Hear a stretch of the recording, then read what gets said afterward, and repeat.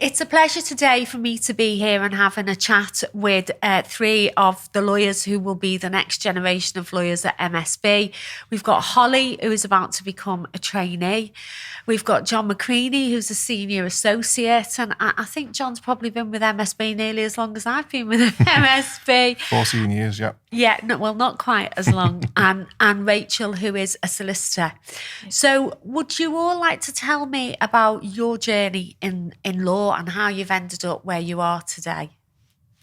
Wants to go first? Do you want I'm to happy go to start John? if you want. Go on, John. So mine's slightly less traditional than your sort of standard route into law. It wasn't a career I ever expected I'd undertake.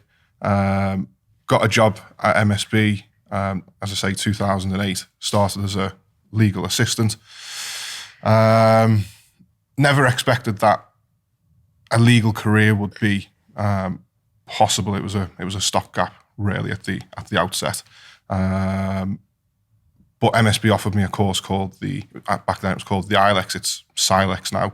They've achieved Royal Charter, and it seemed like too good of an opportunity to pass up. What did you want to be when you were at school? What did you think that you would be? I always knew I wasn't going to go to university. It just wasn't for me at the time. Perhaps with hindsight, I'd look back at that and do that differently.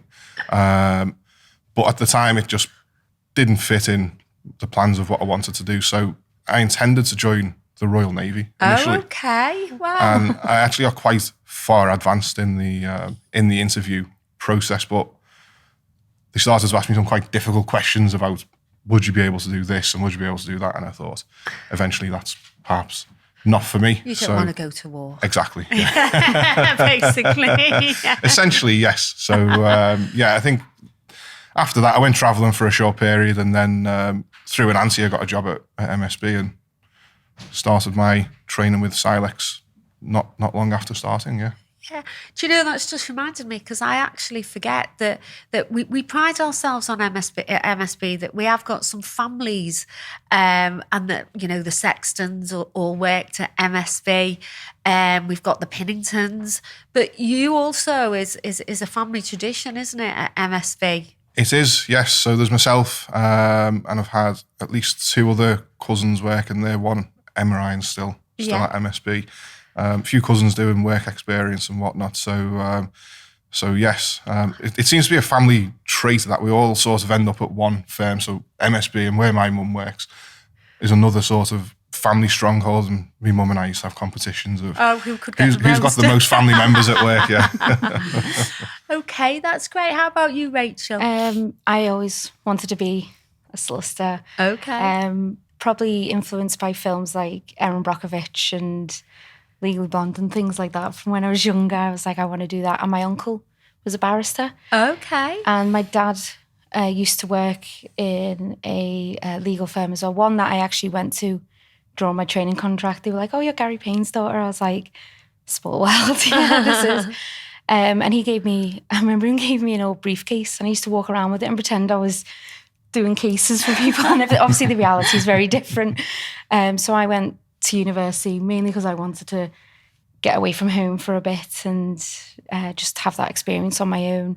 And did you go away to university? Yeah, I went to Bangor University. It was quite a new law school at the time. Okay. It only started in 2005 and I joined 2007. Right. So did that. Straight after that, I did my LPC. And then it was a case of, it was quite hard to find a training contract, so I had to get the experience. So I went to a local firm and started from the bottom. I was like case, the first response team. Yeah. So I started from legal admin and worked my way up to legal assistant, paralegal, trainee, and then NQ. And unfortunately that firm, because of the changes that happened, they wrapped up. And I just moved on and I found MSB. What area of law did you qualify into? I qualified into personal injury and clinical negligence. Okay. So that was my main background. And I did love it. It just, the industry started changing too much. It became... Reforms. Yeah. The reform. Like, it was just as I joined the firm, the Jackson reforms came in. Right. And that was a massive change, which led to a wave of redundancies. They survived, carried on, adapted. but it just changed completely. And then obviously Corona happened and lockdown, and I found out I was pregnant in lockdown, and the job I was in just I wasn't enjoying it as much. So then I ended up in MSB as a retrain role, and I love it. Okay. So yeah, it's and quite a journey. Absolutely. And how about you, Holly?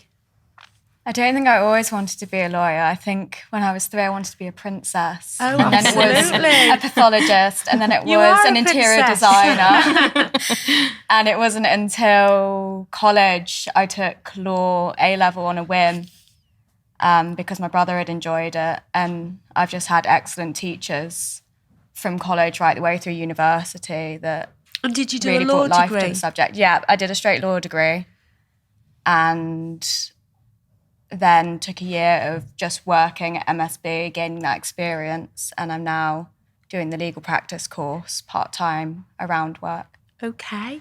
And you all work in very different areas of law. So do you want to tell us a little bit about the area that you work in, and whether that was ever your intention to work in that area, or how you came to work in that particular area? Should we go back to you again? Or? Yep. Yeah, Okay. So I work in the civil litigation team.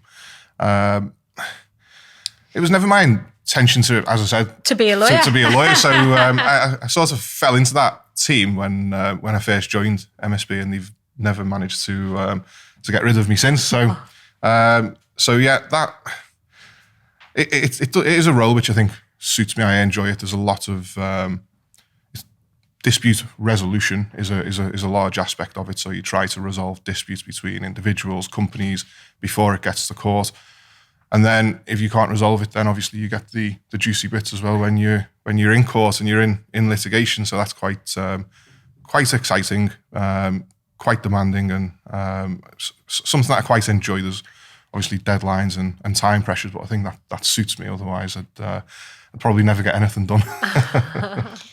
That's great. And you, Well, Rachel? with me, obviously, it was, like I say, I found out MSB were hiring for retrain positions. I always thought I'd be in clinical negligence for years. You know, it was, considering my mum's a nurse, I felt like a bit of a traitor, but it was such an interesting area of law. And then I've fallen in love with social housing. So representing, Maybe obviously, just to explain a bit to people, what does social housing law mean? so basically social landlords, so your housing associations, people like that, it's managing their stock, so to speak. It's helping them with their tenants, helping maintain the tenancy is the main point. But unfortunately, obviously, there's a breakdown sometimes. So you may need injunctions to obviously get them to actually follow the tenancy and behave. We may unfortunately need to possess properties, or I also deal with the private landlord side. So it's a lot of dealing with rent arrears, helping landlords just do their tenancy agreements, get everything in place so they're protected, the tenant's protected, and everyone's relatively happy. Yeah. It's very interesting. Like I say, there's so much to learn, but it's also a new area of law to MSB, and we only started doing that area of law in 2018, and I found it absolutely fascinating and felt if I could have had my time again, I would have been a social housing lawyer. It's good. The advocacy side I've been enjoying as well, which obviously going to court, stating your client's case can be nerve-wracking. I think if you're not nervous before you go into court, you're doing something wrong, because you need to care. The adrenaline. Basically. Yeah, the adrenaline helps, but also you need to care. Yeah. And it's always that lovely feeling when you come out and you've got the outcome you wanted. You've got either the order you wanted, or, you know, even if it wasn't exactly the order you wanted, your client's still happy. You know, it's been good. You need to care, you need to win. Yeah, exactly. Great, thank you. And how about you, Holly? I work in family law. So Right. when I started at MSB, I was working in the legal aid department, mainly on children cases and a couple of care cases. And I then moved over to the the private family team, working mainly on financial remedy cases, although we do have a fair few children cases thrown in there. Right, okay. And I think we're very fortunate at MSB in that we have very interesting cases, Yeah. and we've got a wide range of experience within the firm. which we can learn from, especially as a more junior member of the team. Yeah. And you're just about to start your training contract. And so what areas would you like to do as part of your training contract? So my first seat is with residential property. Oh, great. And I think it'd be interesting because I've always worked in family law, obviously, studied different areas, but I've not worked in them. So I'm really looking forward to that. Started going through my books already in preparation. And then I would like to go back to legal aid family, right, and experience that again as a more experienced lawyer. Yeah, absolutely. That's great. And is it family that you feel that you have a particular passion for? Or do you feel you fell into family? Was family something you wanted to do, or? I somewhat fell into it. I worked on family law cases at the law clinic at university, so that's giving pro bono advice. Mm-hmm. And just loved it from there. So I've never really considered other areas, but perhaps on my training contract. You might love property. You might think property is where you want to be. Okay. And have any of you got a lawyer maybe from history who's inspired you, or a particular case that you feel passionate about? Oh. I think, sorry, Rachel, after you. Sorry. I was going to say, unfortunately, mine were fictional mainly, as you know. Well, Erin Brockovich is real, but she's American. Sorry, I just said fictional, and she's real because I loved the idea of making people accountable. I did enjoy that, and obviously, Judge Hale. You've got to go for Hale. Erin Brockovich tweeted MSB when Francis changed the law in respect of so her tired campaign was to make tyres that were over 10 years old be banned on coaches. Yeah. And when the law was changed, and she tweeted, and we tagged Erin Brockovich into it, and she tweeted back. That's brilliant. Yeah, so that's our most famous tweet. I have to say mine's American law as well. I have to go for Ruth Bader Ginsburg. Oh, of course. Of course. Just on the basis that I'm a massive feminist.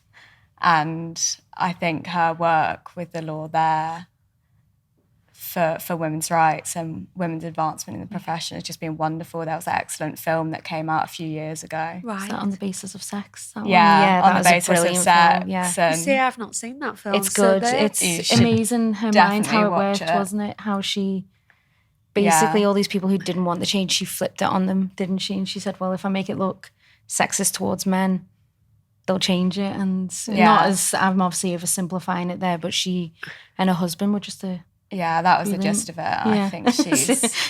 Oh, well, you'll have to email me the name of that film, and I'll have to do like a film recommendation thing, film after recommendations like we did during Pride. Yeah, absolutely. And what about you, John? Nothing quite as interesting as that, I don't think. I think for me it was taking inspiration along the way from people that I worked with. So a lot of the partners at MSB, and we also work with some fantastic barristers as well, which is one of the most interesting parts of the job when you're shadowing counsel on a big high profile case, and there's quite a lot at stake. To see them in action, it's quite theatrical. It's quite a performance that they put on, and there are a few who certainly inspired me to kick on and maybe pay a bit more attention to things, and who've guided me along the way in sort of techniques and things like that. So yeah, I think just being inspired by people that I've worked with throughout. Real people you. Yeah. That's great. And talking of real people, do you watch any fictional legal programs? And if so, are there any particular characters that you like, or characters that you think, oh, I know a lawyer like that, or do you just think, oh, they're so unrealistic compared to what reality is? I think it's too unrealistic. I mean, obviously, I think a lot of them are criminal, the law shows I've watched. So I understand criminal's a totally different area, especially after reading like The Secret Barrister and stuff like that. It's a whole other world. We don't And that's what people tend to forget with solicitors, like the amount of people who come up to me and go, so I've done this. And I'm like, well, first of all, stop breaking the law. It's like, but also I can't help you. It's different specialists, like with doctors and everything. You know everything, don't you? Exactly. So let me just tell you about my case. You're thinking, oh. The amount of times I have to say, I can't give you advice. Here, go to this person. But I tend to watch police dramas. I tend to enjoy that because I don't know if you guys feel the same, but sometimes when you've had all day in work, I agree. Yeah, absolutely. It's a bit of a not a busman's holiday, but you sort of don't want to after being in the office all day. You don't want to go home and watch someone, especially if doing you don't that agree with what on the they're doing. TV. And as you say, more often than not, it's not portrayed particularly well. So no, I tend to shy away from them as well. To be honest, tend to be more American as well, don't they? They tend to be, which again is just a whole another world of law. Suits is American, isn't it? Suits, yeah. There is American. I often get referred to as a character on Suits. I can't remember the name of it, but I don't think it's complimentary anyway. Can you not remember? I can't remember who it is though. It's not Harvey Specter. Harvey Specter. No, that was that's Brad. Brad was Harvey Specter, and I was I was somebody else who I believe not Harvey Lewis Litt. I think it was Lewis Litt. Yeah. Oh yeah. no. Is that so? I don't know. But judging by Emma's reaction, I think that's a bad. It's not particularly complimentary. Yes. So I can't see why anyone would refer to you as Thank you. Well, I've never looked it up, so I don't know how bad it is. He has a nice side. How about you, Holly? I can't watch UK legal dramas. I used to watch Law and Order UK a lot when I was younger, but that's before I'd actually stepped into court myself and knew how it all worked and knew how unrealistic it was. So I tend to stick to, I do listen to a lot of podcasts on the law, and I prefer those because it's a discussion of real cases and therefore accurate. Pauline loves The Split. Have you not watched The Split? No, but then I'm dealing with that area of law in my day-to-day. It'd be a little bit too much to come home and watch it. Watch the drama unfold on TV as well. That's even like, Can't Pay will take it away because they've got high court bailiffs in it. Okay. That kind of starts to touch into my world of what we do. Obviously not always, but it just, I think it is, like you say, sometimes you just want to switch off rather than read a good book or watch some Netflix drama. That's if anything, it creates a problem because you get clients on the phone 3 days before trial, absolutely petrified, saying, "I watched such and such on the TV last night. Is this what it's going to be like?" And you're like, "Absolutely not. No, this isn't going to." I think TV cameras are being allowed into the courts for the first time ever in the UK today, aren't they? In criminal courts. I heard on the radio on the way here. Yeah, so I think managing clients' expectations. Is important when it comes to... That happens with our landlords. They see Can't Pay will take it away. And it's like, well, I see them just bust into the house and I'm like, that's not how it works. There's a different process. Obviously, what you tend to see on TV tends to be the more heightened, dramatic stages of things. Isn't it? Whereas sometimes it's just, we do it every day. We know what we're doing. Trust us, Yeah, just leave it with us. But I'm sure we're the same when we maybe see dramas of other industries. It influences how you think and see. Yeah, absolutely. I can't think of one to mind now, but I'm sure there's something where we're like... There must be, yes, absolutely. Yeah. It'd be interesting to speak to police officers and see whether they think crime dramas are realistic or... nurses, do they think, Holby City and, Mum hates them, all of them. She's like, that's not realistic. You wouldn't be doing that. They don't, she hates flatlining on medical dramas. She says they don't, when they it doesn't, anyway. Yeah. So if you got my mum on here, she could rant to you for an hour about how medical dramas are not realistic. So, Okay. One I enjoyed recently was The Responder, which was set in Liverpool, wasn't it? I don't think he was brilliant in that. He was good. Martin Freeman, wasn't he actually shadowed. That's right. He went on the beat. Can you still say on the beat? Is that what it's called? With police officers, didn't he? In Liverpool, he was in the car with them, shadowing them, I'm sure, because especially to get the accent. And his accent was actually all right, yes. Brilliant. Usually you don't say that when someone does a Scouse accent, but you did a good one. Okay. And how has MSB lived up to your expectations of what a law firm would be like? And you've obviously, out of all of us, I've never worked in any other law firm. Yeah. You're the only person who's worked in. And have you worked in another law firm? No? Okay. Oh, just me. Just you. Well, obviously, my first law firm I was with for 7 years, they were a good law firm, to give them the due. They were very supportive, much like MSB, of nurturing people from legal assistant up to, because obviously if you've got a happy workforce and someone who knows from the start how it works as a firm, they're going to be more productive. And unfortunately, after that, I went to 2 different firms that just gave me anxiety, the way they ran things, and I wasn't as happy. It doesn't mean it doesn't work for someone else, but for me, You'd wasn't. been from that kind of nurturing background to then something maybe that was completely different. Yeah. And then coming to MSB thinking, am I going to be thrown in the deep end, or am I going to be... And like Louise and the whole team, so welcoming. Everyone is happy to answer questions because obviously they know I'm a retrain. Whilst I've got a background in civil litigation and I know my stuff and I've got office experience, it's a different area of law, and everyone's more than happy to help you. Even now, I'm 9 months in, I think now. Right. And I still don't feel like there's anything I can't ask or do. And I like being able to also help.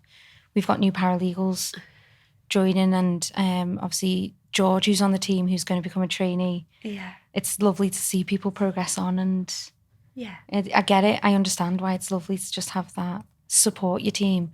And everyone's more willing then to, if you have to stay a bit late or you have to help someone out, or you're more willing to do it because you think, well, I'm being appreciated here. The work's satisfying. And I don't like, and obviously I jump a bit between the offices. So we've got the Manchester office and Liverpool office, and I don't feel left out or anything. I feel like I can talk to anyone. That's great. So you feel part of the wider team. Yes. That's because I'm on the social committee as well. So I thought, what can I do to get myself more involved and get to know everyone at MSB, especially after pandemic, and it's hard. I understand a lot of people haven't been able to mix as much, but joined the social committee, which has helped me get to know people from different departments. Great. And is it you that's launched the book? Yes. I think it was baby. That's my baby. I think a month in, I asked Louise, is there a book club? And she said, no, but I'll message Emma and you should start one. And I was like, oh. I was like, okay. But I've loved doing it.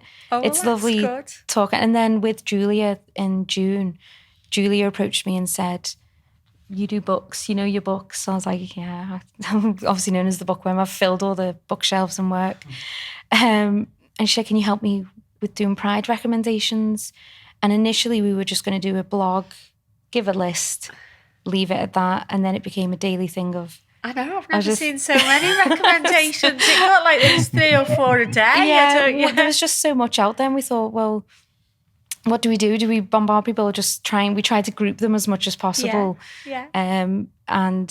The books, I'm actually, I bought some of the recommendations and everything. Right. And just so much we learned. And I enjoy that side that, yes, get on with the work. We're doing good work. Make sure you're doing everything for the clients. You know, you're reaching your daily target. And, you know, we've still got everything a usual law firm has of targets and all the work you need to do, but also it's you know, enjoy the social elements, there's other interests like the book club, and I enjoy being able to talk to other people about that. So that's great. Yeah. Great. And how about you, John? I mean, you've seen MSB probably change over the years as well. Absolutely, yeah. I mean, it's a completely different firm to the firm I started working at. So I started off in our Wavertree office, which obviously we've still got. And at that time, we only had the Allerton office and I think 35 employees, something like that. So I think it was about 2010, wasn't it, when we opened up the first town city office. centre office, yeah. And that in itself was a big change because not long after that, obviously, I moved from Wavertree to the city centre office, and that in itself was just like getting a completely new job, a new challenge. So I felt like I'd sort of changed firms but stayed within the MSB family, which was nice, and it kept things fresh and exciting.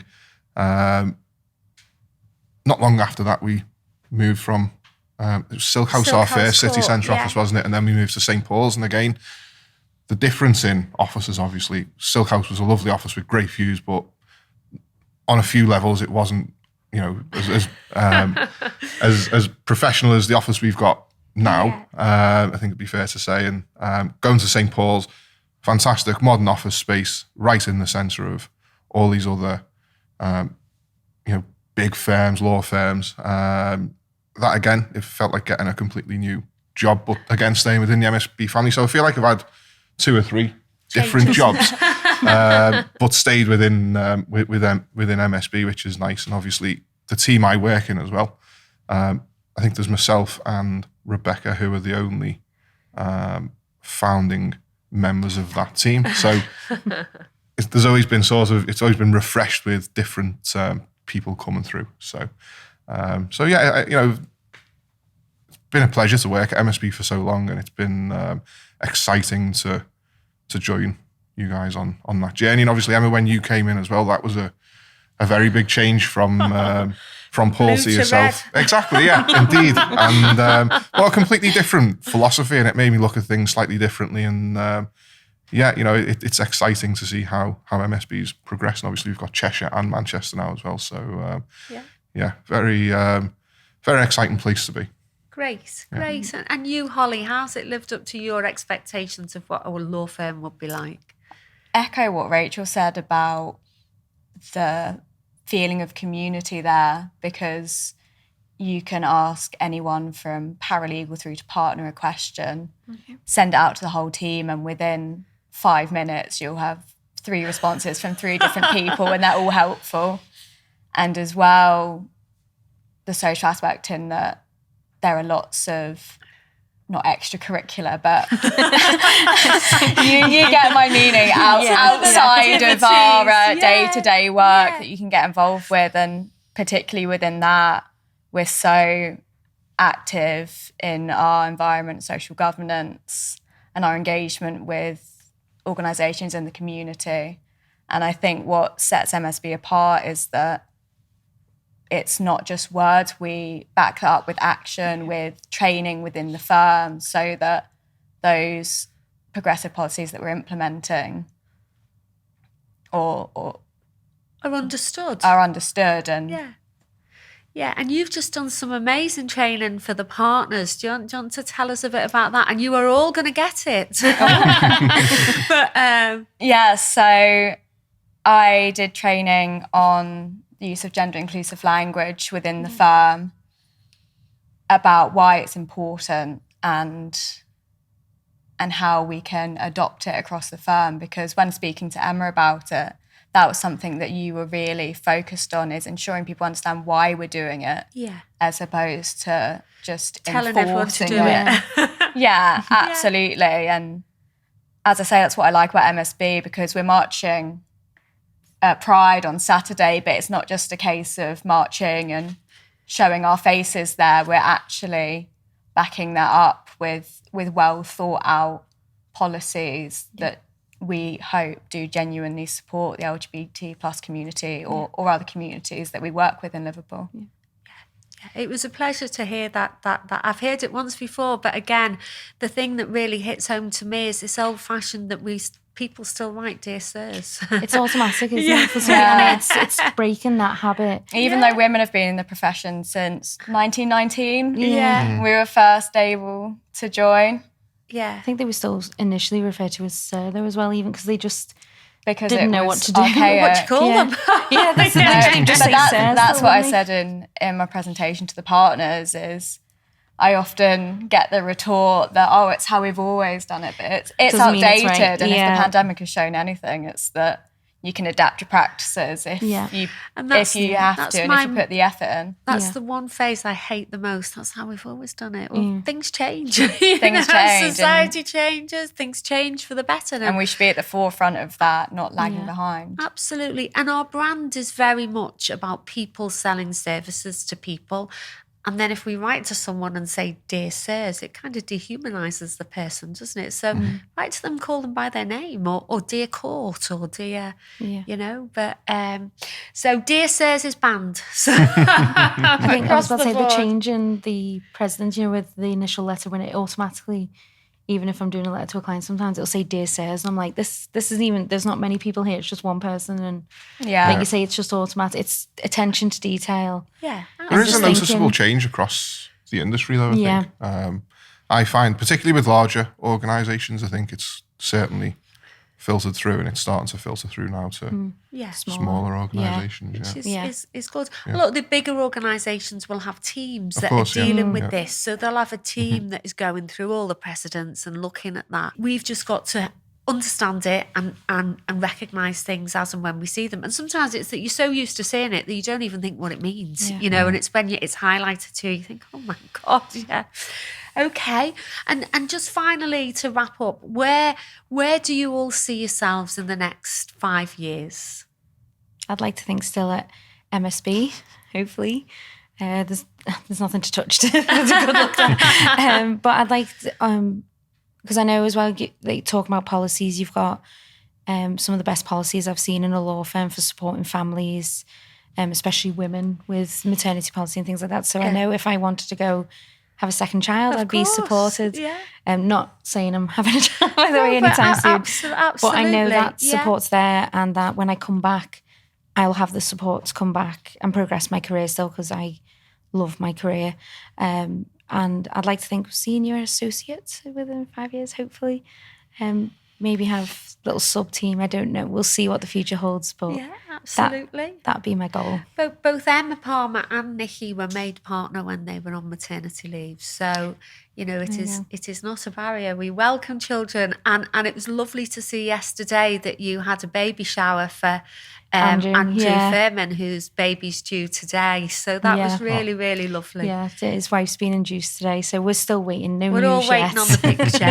He doesn't have WhatsApp, so it's delayed news coming through. But yeah, no, we did. We like things like that. You know, again, it's the sense of community of we support what's going on in your personal life as well, and we've sent him off and told him not to be on his phone, whether he listens to us. He was meant to be here today. Things you do to get out of a podcast today. I know, he scheduled it for today especially. But yeah, that's what I like. Because I told you, my friend who's gone through menopause as well. Right. I really like the fact we are putting these policies in place, the inclusive policies, but also looking at areas that in people's personal lives, like mental health, menopause, things that may have been overlooked or just taken for granted, or we just assume, we get on with it, it's fine. So I want to see that keep happening at MSB. Absolutely. And there's no good having policies if people don't understand them and they don't actually make an impact and make a difference to people. So, you know, any other policies that you think of, then I'll come back to that. That'll be my goal for the next 5 years. Come up with a policy. Write a policy that will really impact on our staff. And John, how about you?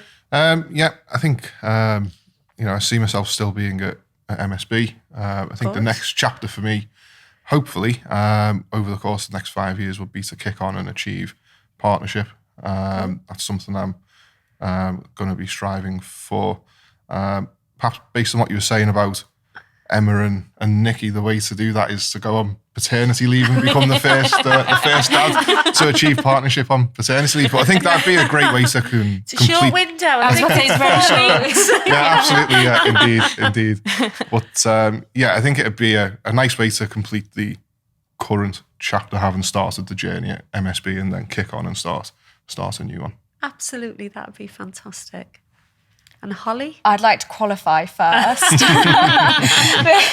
Before I start thinking beyond that, I've got just over 2 years before I qualify, and then I'm just looking forward to building my own caseload and the reputation of and the firm. Do you see yourself as you want to be a solicitor? You don't want to go the bar or... No, I want to be a solicitor because I like working with clients from that very first point right the way through to the conclusion of their matter where they achieve resolution. I have great respect for the bar and I have many friends there, but But it's not for you. It's not for me. I like, and that's music to my doing it all ears. the way through. Music to my ears. Have you done any advocacy? I used to moot at university. Okay. And we did some very good training with Jane Sampson a couple of weeks ago. Okay. Which has encouraged me. But that's the benefit of being a solicitor, is that you can do that advocacy in the lower courts if it's for you. If it's for you, exactly. Well, thank you, all three of you, and I really look forward to watching your careers and seeing where it takes you. I think that one of the things why we wanted to do this was because we really want to look back in 5 years' time and see what great achievements you've made and where you've gone with your careers. So thank you all. George wants to be managing partner, he told me. Oh, look at that. George is really... Why does that not surprise me? Yeah. I said, not within 5 years, George. George is the handyman of the office as well. We'd make this joke in the Cheshire office. If something needs doing, George is there to... Well, he won't be next week, but he's going to his first seat, isn't he? He's so kind and thoughtful. He said, do you want me to bring you some lunch? I was like, no, it's okay. There's Tesco there. So, well, thank you. Thank you, Emma. Thanks for the invitation. Thank you. I really hope you enjoyed this podcast. It's really important for us that we support the next generation of lawyers. And it's also really exciting for me to see amazing lawyers coming through MSB and the contribution that they will make to the future of our profession. If you want to hear or find out anything more about MSB, in particular career paths and options, every year we do a paralegal recruitment drive. Every year we do a trainee recruitment drive.